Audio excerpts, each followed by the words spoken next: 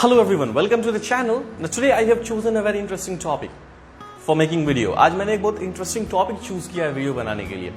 You know, it's been a long time. काफी लंबा वक्त हो चुका. When I was working as an assistant safety manager at a workplace, जब मैं जॉब कर रहा था उस टाइम, और इसके साथ साथ जब मैं ट्रेनिंग ले रहा था, खुद सेफ्टी की ट्रेनिंग जब मैं ले रहा था उस टाइम, जब मैं निबोश आईजी कर रहा था उस टाइम, और मेरे ट्रेनिंग एक्सपीरियंस में, टीचिंग एक्सपीरियंस में जितने भी साल गुजरे हैं, अक्सर ये कंफ्यूजन मैंने देखा है स्टूडेंट्स के बीच में. वर्किंग प्रोफेशनल्स जो हैं उनके बीच में थोड़ा ये कंफ्यूजन कम होता है. स्टूडेंट्स जो हैं, कैंडिडेट्स, उनके बीच में ये क्वेश्चन हमेशा देखा है कि what is the difference between JSA, job safety analysis, also known as job hazard analysis, and risk assessment. दोनों के बीच में डिफरेंसेस क्या क्या है, ये कंफ्यूज मैंने होते देखा है. Now we are health and safety professionals, तो हम लोग हमेशा मॉडिफिकेशन एंड चेंजेस लाते हैं ताकि वर्कर्स को ज्यादा सेफ बना सके. हम जो कंट्रोल मेजर लगा रहे हैं वो कंट्रोल मेजर ज्यादा इफेक्टिव हो सके. सो यहां पर इस वीडियो में मैं बेसिक जो डिस्कस करने वाला हूं जो चीज वो ये है कि रिस्क असेसमेंट क्या है एंड जॉब सेफ्टी एनालिसिस क्या है. Now risk assessment and job safety analysis, the basic difference between job safety analysis and risk assessment is, जो basic difference है वो ये है कि job safety analysis particular job के लिए किया जाता है, for a certain job. जैसे for example excavation हो रहा है तो excavation में strictly सिर्फ उन्हीं hazards को identify किया जाएगा और control measure suggest किया जाएगा जो directly excavation से related है. Okay? Risk assessment is a broader form of inspection, is a broader form of consideration. ये आपका एक broader form होता है. broader form होने का मतलब ये है कि अगर आप excavation का risk assessment कर रहे हैं तो excavation के साथ साथ जिस जगह पे excavation चल रहा है वहां का जो environment है, आसपास जो equipment यूज किए जा रहे हैं, उन सब से collective क्या hazard create हो सकता है और उस hazard से workers को क्या नुकसान हो सकता है, वो फैक्टर भी आपको कंसीडर करना होता है. That is the first difference. ये पहला डिफरेंस होता है. JSA जो है वो पर्टिकुलर सिर्फ जॉब के बारे में करना है आपको. रिस्क असेसमेंट, जिस जगह पे एक्सकावेशन चल रहा है, अगर वहां पे फ्लडिंग हो सकती है, लैंडस्लाइडिंग हो सकता है, एक्सीसिव रेन हो सकता है, सीवियर वेदर हो सकता है, आसपास व्हीकल का मूवमेंट है तो कॉलिजन ऑफ पर्सन हो सकता है, तो इन्वायरमेंटल जो हैजर्ड्स हैं, इन्वायरमेंटल जो फैक्टर्स हैं, वो भी आपको कंसीडर करना होता है. किस चीज में? रिस्क असेसमेंट में. लेकिन JSA में सिर्फ जॉब पे फोकस करना होता है. The first difference. Now the second difference क्या होता है?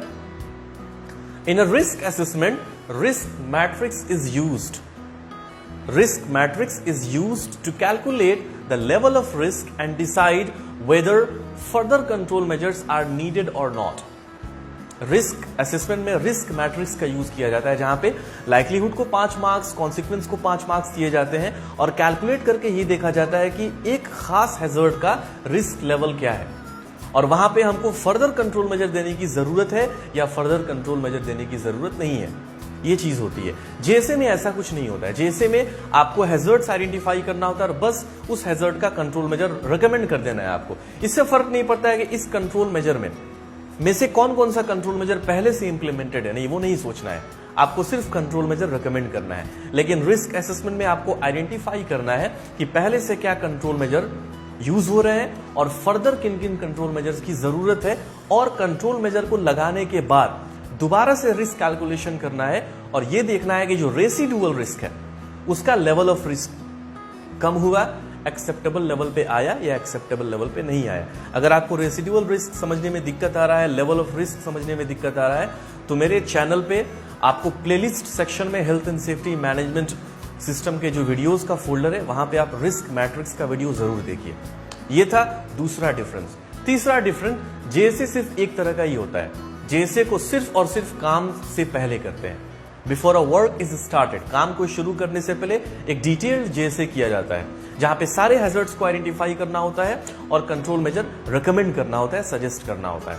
बट रिस्क असेसमेंट दो तरह का होता है, prior to job and on spot risk assessment. एक रिस्क असेसमेंट होता है जो जॉब से पहले होता है, जहां पे आप सारे हैजर्ड्स को आइडेंटिफाई करते हैं, कंट्रोल मेजर को सजेस्ट करते हैं. और दूसरा रिस्क असेसमेंट ऑन स्पॉट, आप वर्क प्लेस पर जाके अनसेफ एक्ट, अनसेफ कंडीशन को ऑब्जर्व करते हैं, मॉनिटर करते हैं और वहीं पर कैलकुलेट करते हैं कि रिस्क का लेवल क्या है और हमको इमीडिएटली कंट्रोल मेजर लगाने की जरूरत है या कंट्रोल मेजर लगाने की जरूरत नहीं है। ये कब करते हैं आप? रिस्क मैट्रिक्स में, रिस्क असेसमेंट में। So these are 3 major differences that are present और that are found in between JSA and risk assessment. Now the question, अब जो सबसे बड़ा सवाल हेल्थ एंड सेफ्टी प्रोफेशनल्स अपने आप से पूछते हैं वो ये है कि हमें क्या करना चाहिए वर्क प्लेस पर। Now it's a legal requirement, legal requirement है कि आप रिस्क असेसमेंट करें या JSA करें, दोनों में कोई एक। लेकिन मैंने जो ऑब्जर्व किया है अपने वर्क एक्सपीरियंस में, ट्रेनिंग में, वो ये ऑब्जर्व किया है कि risk assessment is more effective than JSA। हाँ, आप कर कह सकते हैं JSA की कुछ क्वालिटीज को रिस्क असेसमेंट में ले सकते हैं या रिस्क असेसमेंट की कुछ क्वालिटीज को JSA में आप दे सकते हैं। जैसे कि जिस प्रोजेक्ट पे मैं काम करता था या नॉर्मली मिडिल ईस्ट में, यूरोपियन नेशन में जितने भी कंट्रीज हैं वहां पे आमतौर से क्या यूज किया जाता है, कहते JSA है उसको, लेकिन उसमें रिस्क मैट्रिक्स का भी यूज किया जाता है। साथ साथ मेन हैजर्ड के साथ साथ इन्वायरमेंटल फैक्टर और इन्वायरमेंटल हैजर्ड्स को भी कंसीडर किया जाता है। तो एक ऐसा फॉर्मेट डेवलप किया गया है जिसमें रिस्क असेसमेंट की भी सारी क्वालिटीज अवेलेबल हैं और जॉब सेफ्टी एनालिसिस की भी सारी क्वालिटीज अवेलेबल हैं। Now to answer your question, आपके सवाल का जवाब देने के लिए मैं इसको सिंप्लीफाई करता हूं। आपको JSA करना है, आप JSA कीजिए, कोई प्रॉब्लम नहीं है। बस आप क्या कीजिए, इसमें रिस्क मैट्रिक्स को ऐड कर दीजिए, add risk matrix, okay, risk calculation उसमें ऐड कर दीजिए।